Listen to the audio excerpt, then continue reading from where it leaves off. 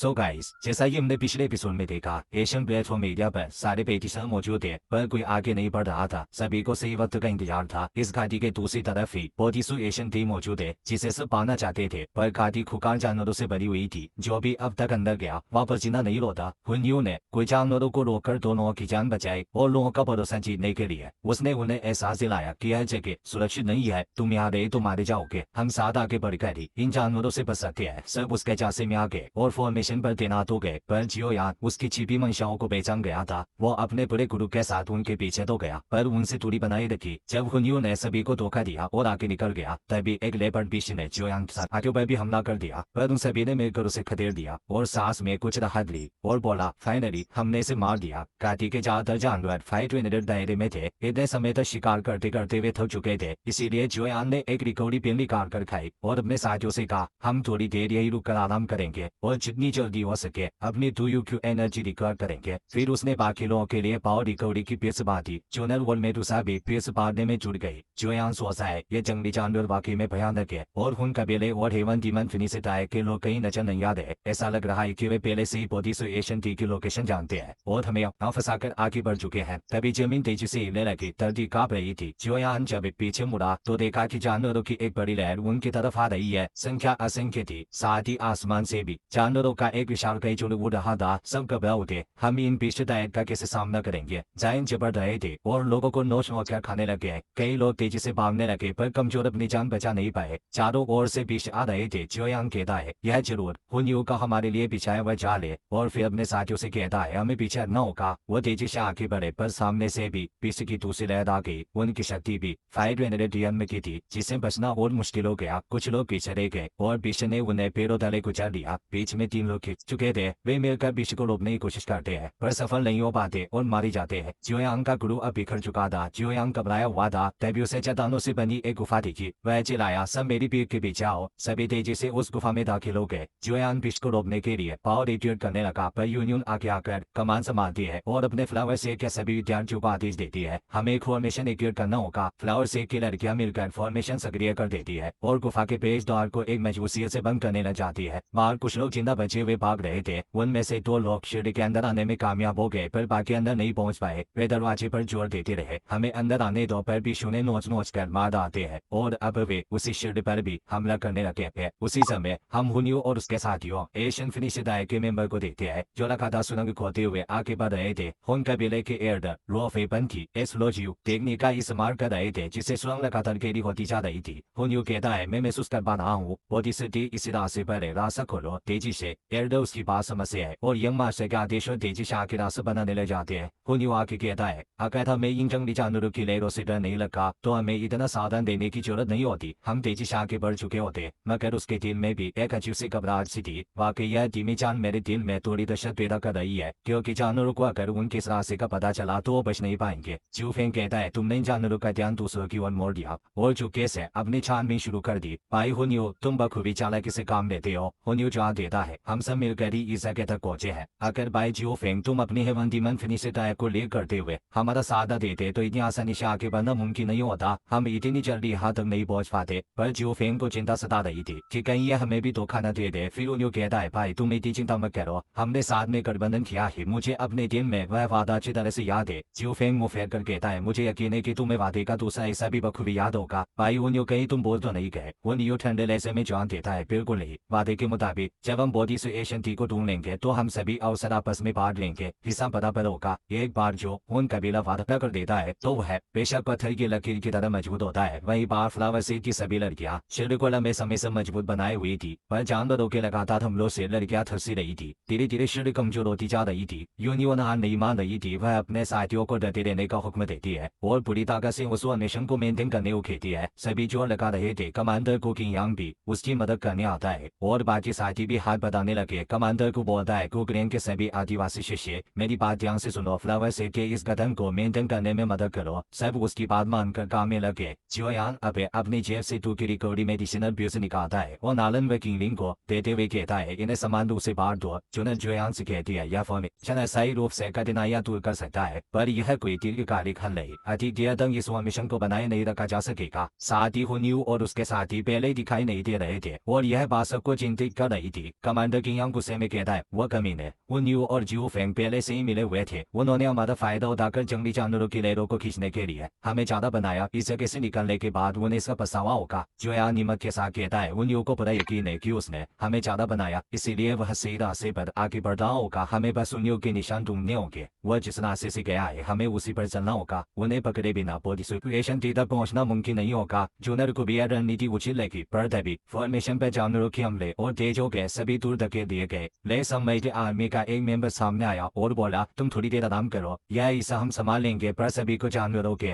निसंकोच हमलों से काफी तकलीफ हो रही थी। लेकिन फेरी परेशान हुई, कहती है, हम और देर तक इन जानवरों को रोकने में कामयाब नहीं रह पाएंगे। हमें जल्दी से बाहर निकलने का रास्ता ढूंढना होगा। जियोयान बाहर के सदी चेक करने निकलता है। वह देखता है बाहर जानवरों की लहरें जमीन पर ज्यादा मात्रा में मौजूद है और ऊपरी उड़ते हुए जानवर अभी हम पर ध्यान नहीं दे रहे। लेकिन अगर उन उड़ते परिंदों ने भी हम पर हमला कर दिया होता तो हम सभी टुकड़ों में पड़ गए होते। पर सौभाग्य से यह चट्टान बहुत खड़ी और घुमावदार थी, इसीलिए आसमान और जमीन पर मौजूद जानवर आपस में आसानी से संपर्क नहीं कर पा रहे हैं। जुनैद हिम्मत से पूछती है, जियोयान तुम आखिर क्या करने की सोच रहे हो? वह जवाब देता है, हमें रास्ता खोलने के लिए साथ हमला करना होगा, एक उचित समन्वय के साथ, तभी हम इन खुली जानवरों को मारकर रास्ता खोल पाएंगे। यूनियन और बाकी सभी कहते हैं, हम सब तुम्हारे पीछे जाने के लिए तैयार है, तुम आदेश हो दो। कुकरेन के लोग भी कहते हैं, यह तो मामूली सी जंगली जानवरों की ले रही तो है, चलो इसे निपटा देते हैं। जियोयान बोलता है, भाई किंग यांग, मुझे तुम्हारे कुकरेन के मेंबर्स की मदद चाहिए होगी, ताइजा माउंटेन ओपनिंग शील्ड को यह साथ इस्तेमाल करके रास्ता साफ कर सके, और एक बार जब हम सफलता से रास्ता खोल दे तो यह सारे जानवर नष्ट हो जाएंगे और हम तुरंत यहाँ से निकल पाएंगे। कमांडर किंग यांग उसकी बात मान लेता है। सब अपनी अपनी पोजीशन लेते हैं। अब जियोयान कुकरेन के सदस्यों के साथ मिलकर माउंटेन ओपनिंग शील्ड को एक्टिवेट करना शुरू करता है। प्रोटेक्टिव फॉर्मेशन टूटने वाला था और सभी पीछे एक साथ उन पर टूटने वाले थे, पर तभी उन्होंने साथ मिलकर माउंटेन ओपनिंग शील्ड को सक्रिय कर दिया। एक नफरत सी उग्र ऊर्जा फूट पड़ी जिसने सामने मौजूद सभी जंगली जानवरों को भस्म कर दिया। वे सभी मरने लगे। कुछ उड़ते हुए जानवर रास्ता रोकने की कोशिश करते, पर कुकरेन के लोगों ने कमान संभाली और उन्हें मौत के घाट उतारने लगे। जियोयान अपनी तेज गति से हर विश्व को जलाते हुए आगे बढ़ रहा था और बाकी सभी भी उसके पीछे पीछे फॉलो कर रहे थे। जूनर अब आगे बढ़कर अपने कन्या स्लेम लीडर का इस्तेमाल करती है और तेजी से रास्ता साफ करने लगती है। मेडुसा भी अपनी विश्व से वार करती हुई सामने आए जानवरों का सफाया कर रही थी। हर कोई अपनी ओर से जानवरों को रोकने की पूरी कोशिश में जुटा हुआ था। कमांडर किंग यांग भी अपनी तेज कोरल एनर्जी का इस्तेमाल कर रहा था और जब सब थकान से कमजोर बनने लगे तभी जियोयान ने अपनी हेवनली फ्लेम का ज्वालामुखी प्रहार किया जिसने आगे का रास्ता पूरी तरह से साफ कर दिया। उसी वक्त जियोयान की नजर हेवन डीमन फिनिश डायक के एक मेंबर पर पड़ी जिसे दौड़ देकर बेरहमी मोशन होकर खाने की कोशिश कर रहे थे।